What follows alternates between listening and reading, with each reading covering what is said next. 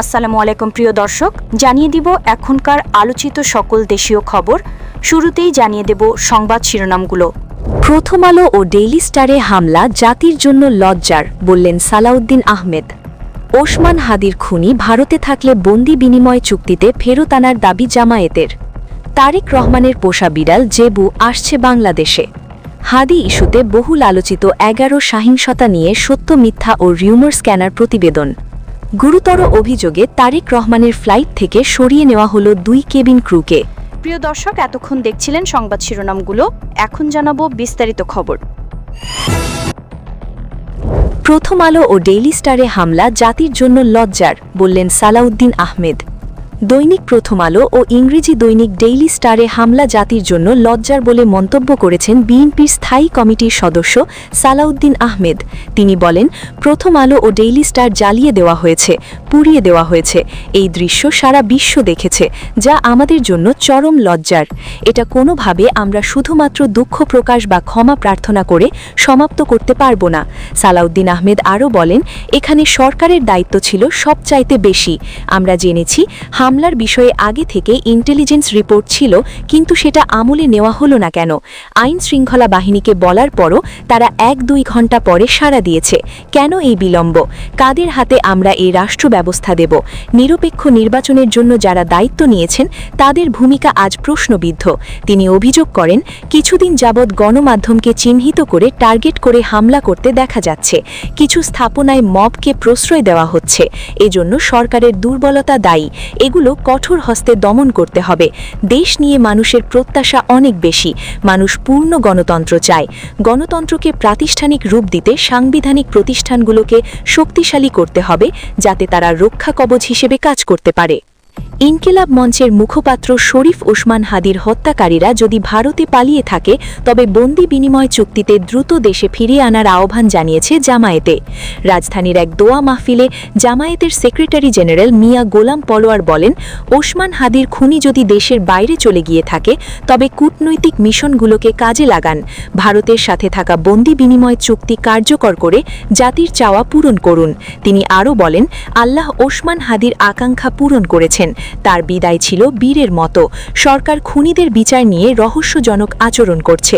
গুলিবিদ্ধ হওয়ার 6 ঘণ্টা পর কেন চেকপোস্ট বসানো হলো? কেন তাৎক্ষণিক ব্যবস্থা নেওয়া হলো না? সরকারের ভেতরে ঘাপটি মেরে থাকা ফ্যাসিবাদের দোসররাই কি খুনিকে পালাতে সাহায্য করেছে? যারা হাদির আদর্শ চায় না, তারাই হাদির হত্যাকারী। এক শ্রেণীর সাংবাদিক ও লেখক নতুন ন্যারেটিভ তৈরি করে আধিপত্য কায়েম করতে চাইছে, যা রুখে দিতে হবে। তারেক রহমানের পোষা বিড়াল জেবু আসছে বাংলাদেশে। বিএনপির ভারপ্রাপ্ত চেয়ারম্যান তারেক রহমান আগামী 25শে ডিসেম্বর দেশে ফিরছেন।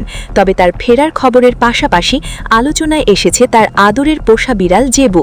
সাইবেরিয়ান ব্রিডের এই বিড়ালটির বয়স এখন 7 বছর। তাকে বাংলাদেশে আনতে ইতোমধ্যে পাসপোর্ট সহ প্রয়োজনীয় সব প্রশাসনিক অনুমোদন নেওয়া হয়েছে।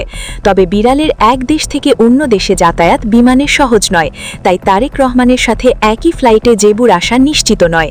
জেবুকে বাংলাদেশে আসতে হতে পারে কার্গো জাহাজে করে, যেখানে নির্ধারিত সহনীয় তাপমাত্রায় রাখার ব্যবস্থা রয়েছে। তারেক রহমান নিজেই জেবুর সাথে খুনসুটির ছবি ফেসবুকে শেয়ার করেছিলেন। এক সাক্ষাৎকারে তিনি জানিয়েছিলেন, বিড়ালটি তার মেয়ে জাইমা রহমানের হলেও এখন সে তাদের পরিবারের অবিচ্ছেদ্য অংশ হয়ে গেছে। হিন্দি ইস্যুতে বহুল আলোচিত 11 সহিংসতা নিয়ে সত্য মিথ্যা ও রিউমার স্ক্যানার প্রতিবেদন।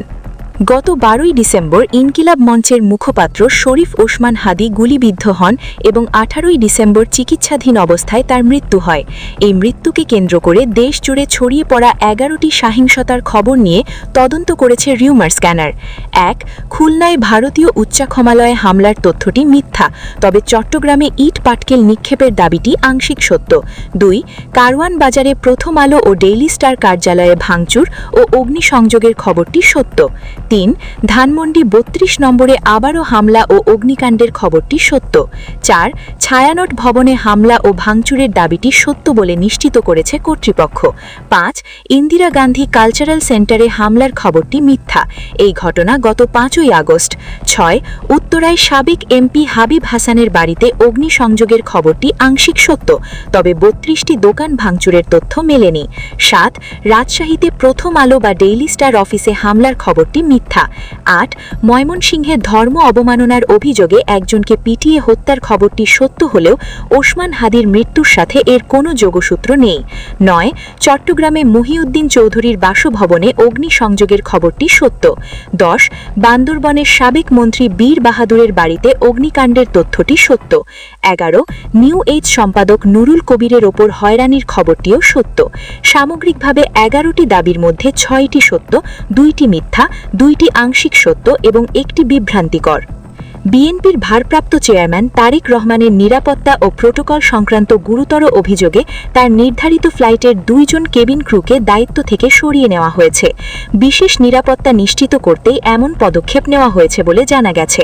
তার দেশে ফেরা উপলক্ষে কড়া নিরাপত্তা ব্যবস্থা এবং দেশব্যাপী নেতাকর্মীদের মধ্যে ব্যাপক উৎসাহ উদ্দীপনা লক্ষ্য করা যাচ্ছে। প্রিয় দর্শক, এই ছিল এখনকার গুরুত্বপূর্ণ নিউজ। আরও গুরুত্বপূর্ণ নিউজ নিয়ে ফিরছি কিছুক্ষণের মধ্যে। নিউজগুলো সবার আগে দেখার জন্য এই চ্যানেলটি সাবস্ক্রাইব করে আমাদের সাথে থাকুন। ধন্যবাদ।